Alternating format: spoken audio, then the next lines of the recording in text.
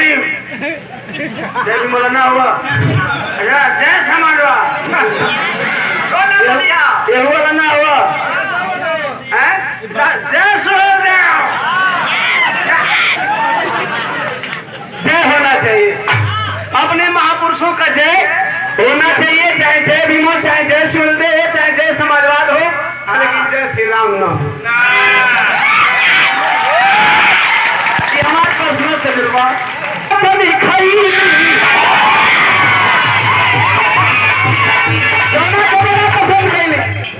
टिकटकवा पर तो नहीं पसंद करने से मतारी बहन लोग का भी बड़ा सहयोग रहा। कौन बात खातिर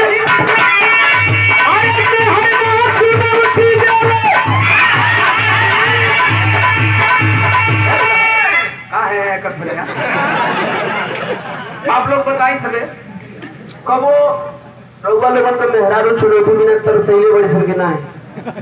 ये सब रोगी हुई। माफी चाहता हूँ, मैं नशा नहीं करता हूँ, निवेदन करूँगा आप लोग भी नशा नहीं करेंगे। अच्छा लेकिन इतना हम जाना था कि अगर खैनी बिना ताव लगा के चुनौती अगर मेहरारू छोड़ा आए हाय हाय हे मन करे कि अपन चप्पल अपने कपार पर मार। चुनौती बिना मेहरारू तर साले का ईमानदारी कथे ऐसा मान कर कि अपन चप्पल अपने कपार पर मार।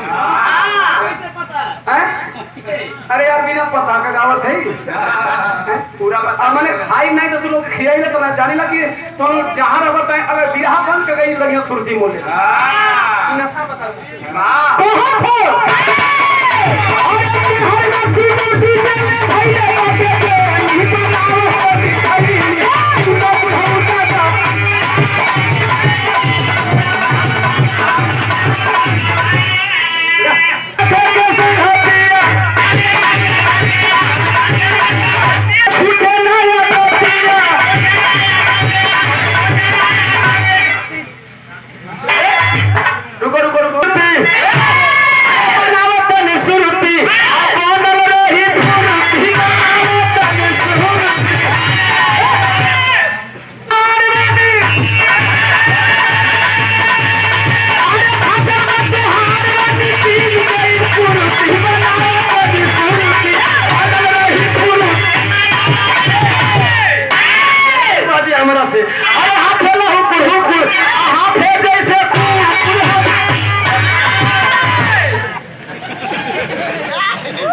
अच्छा तोड़ दे भाई गड़बड़ हो जाता ना।